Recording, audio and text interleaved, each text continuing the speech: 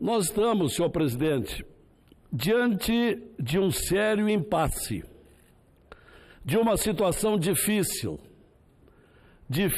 mas não insolúvel. E a origem desta situação difícil está numa obrigação do Senado que não está sendo cumprida, mas prevista no artigo 52, item 2, que trata da competência privativa dessa instituição para processar e julgar ministros do Supremo Tribunal Federal. Uma verdade elementar, mas adequada, que se enfatize, para tentarmos sensibilizar aqueles que não reagem. A propósito, cria-se no momento uma inaceitável confusão quanto a esse tema, quando 2 ou 3 ministros do Supremo Tribunal Federal invocam a necessidade de investigações sobre alegadas ofensas que estariam sendo dirigidas ultimamente ao Supremo Tribunal Federal. Mas isto não é verdade. O que ocorre, senadores, e todos que veem com isenção a crise que ora vivemos, é que pedido de impeachment e a CPI da toga atualmente se voltam contra integrantes da Corte, contra comportamentos infracionais, contra leis e a Constituição. Não é a instituição Supremo que é questionada por aqueles inconformados. O Supremo é perene, respeitável. O que se ataca são comportamentos e a inaptidão de ministros para cargos de tamanha relevância. E é bom lembrar que quando sabatinamos e aprovamos candidatos aos tribunais, sobretudo ao Supremo, aqui nesta casa, nós nos tornamos copartícipes de suas indicações. E, por consequência natural, somos também responsáveis pela fiscalização de seus atos ilegais ou inconstitucionais. É por isto que existe o artigo 52 da Constituição Federal. Artigo 52, que recomenda processar e julgar ministros do Supremo, quando deles houver deslizes de condutas.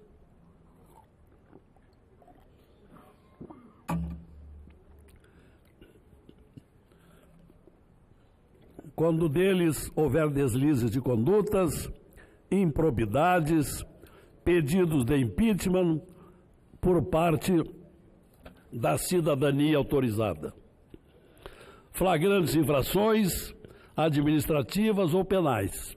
É o caso. Tudo isto porque ninguém está acima da lei, senhores senadores. Embora ultimamente alguns ministros venham dando espantosas amostras de que se acham acima das leis. Estão aí à vista vários casos: ações contra a liberdade de expressão, ações contra a liberdade de imprensa e, por último, ações contra a liberdade de associação e reunião pública, como agora, recentemente, na semana passada, na tentativa de impedir o movimento Vem Pra Rua de atuar e protestar. O presidente do Supremo, por exemplo, e o seu colega preferido, numa escolha antirregimental, ultrapassaram o limite de suas atribuições e prerrogativas ao instituírem um inquérito ilegal, invadindo a atribuição do Ministério Público, o único titular da ação penal.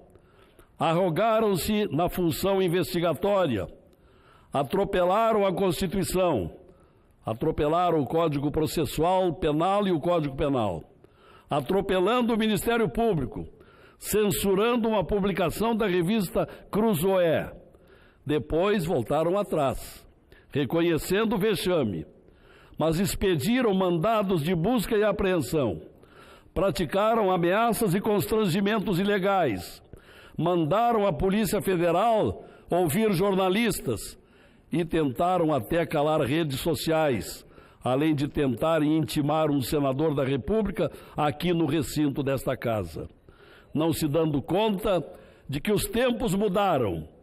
Hoje, os cidadãos brasileiros não se manifestam apenas através do voto. Não é mais assim. Nós vivemos a revolução da internet, das redes, dos smartphones, por onde os cidadãos brasileiros falam, protestam, exigem ética na política e ação positiva dos poderes. Entre eles, querem também os cidadãos brasileiros celeridade e efetividade do Supremo Tribunal Federal, que é lento, que não julga poderosos e nem políticos corruptos investigados pela Polícia Federal. Tem também o Supremo se perdido nos últimos tempos na inobservância do princípio da razoabilidade do tempo para processar e julgar. Protela, uma protelação sem fim. Não se toca nos corruptos lá no Supremo. Esta omissão processual tem revoltado os brasileiros de bem, quando não revoltado a reiterada e suspeita generosidade de um ou outro ministro que tem dado liberdade a delinquentes contra o dinheiro público.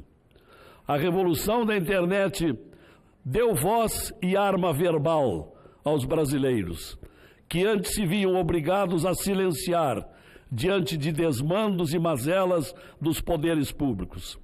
A internet, no entanto, reduziu aquele monopólio dos meios tradicionais de comunicação. Hoje, os cidadãos de bem do Brasil exprimem suas ideias e suas opiniões críticas através das democráticas redes sociais. E isto chegou aos ouvidos do Supremo e alguns ministros não gostaram. Mas, senhores parlamentares, estão aí os rumorosos clamores públicos exigindo intransferíveis ações do Senado, única instituição apta a investigar improbidades denunciadas no âmbito da Suprema Corte. E sem mais perda de tempo, o que se quer é agilidade. Não é de agora que surgem pedidos de providências da sociedade inconformada com tribunais superiores, sobretudo o Supremo Tribunal Federal. Inúmeros pedidos de impeachment têm sido protocolados na Secretaria do Senado, todos eles arquivados ou dormindo nas gavetas da casa. Esta realidade tem tornado letra morta o artigo 41 da Lei 1079/50, a lei do impeachment, que autoriza qualquer cidadão brasileiro a denunciar irregularidades na Corte Suprema do país. Pois o Senado tem violado esse direito dos cidadãos ao não lhes dar ouvidos. Peço-lhe mais alguns minutos para concluir, senhor presidente.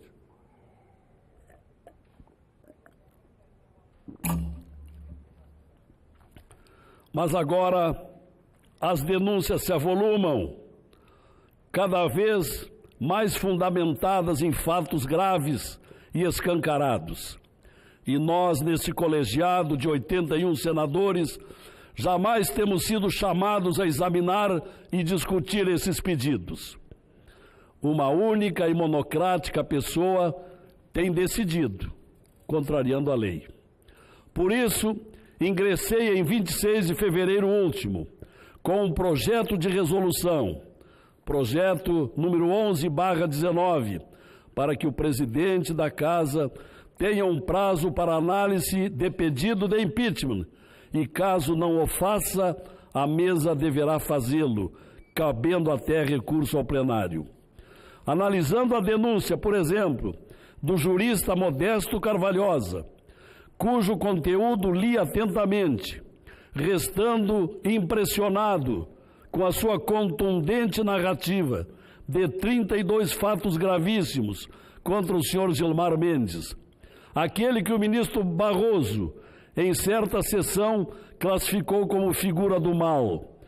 O mesmo ministro Barroso que em outra sessão pública chamou, aliás, o mesmo ministro Gilmar Mendes que numa outra sessão pública chamou os procuradores da República de Curitiba de cretinos e gentalha.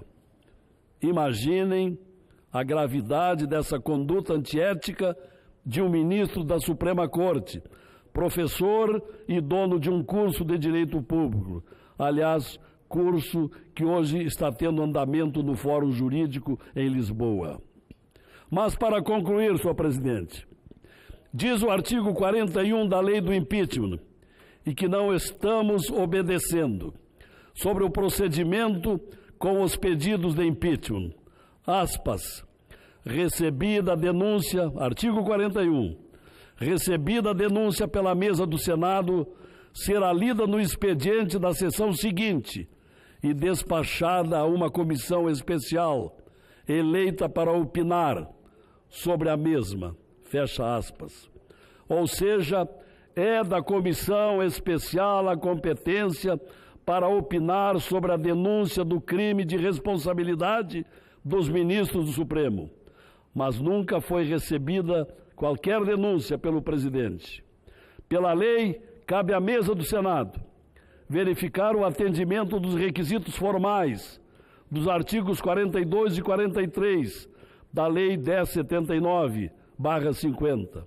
Requisitos estes elementares, como firma reconhecida do denunciante na petição, acompanhamento dos documentos que demonstrem os fatos alegados ou locais onde podem ser encontrados, indicação de testemunhas e prova da permanência no cargo do ou dos acusados. E receber ou não a denúncia. Repetimos, é da competência da mesa do Senado receber ou não a denúncia, e não do presidente monocraticamente.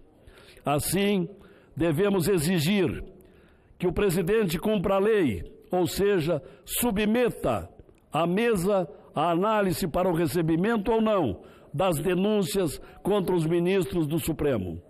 Meu projeto de resolução, portanto, o que traz de novo é o prazo para que o presidente dê esse despacho, que é de 15 dias após o protocolo da denúncia, cabendo à mesa fazê-lo se o presidente não se pronunciar em 15 dias, e em todos os casos, cabendo recursos ao plenário, seja qual for o despacho do presidente, se não despachado em 15 dias ou da mesa, que é o caso presente. A propósito, já temos até um recente precedente, quando na semana passada, em observância ao regimento, o presidente do Senado recorreu de ofício à CCJ e depois deverá permitir ao plenário que vai se pronunciar. O Senado, em conclusão, senhores senadores, o Senado não pode fugir à sua responsabilidade de decidir sobre o cabimento de CPI da toga, nem sobre os vários pedidos de impeachment engavetados ou sobre a mesa do presidente da Casa. Temos obrigação, senhores senadores, obrigações que nos passaram os eleitores, dos quais somos representantes. Jamais podemos esquecer o parágrafo único do artigo 1º da Constituição Federal, aspas, todo o poder emana do povo, que o exerce por meio de representantes eleitos. Fecha. Não temos, portanto, o direito de nos omitirmos sobre esse fundamental mandamento constitucional. Era o que precisava dizer, senhor presidente.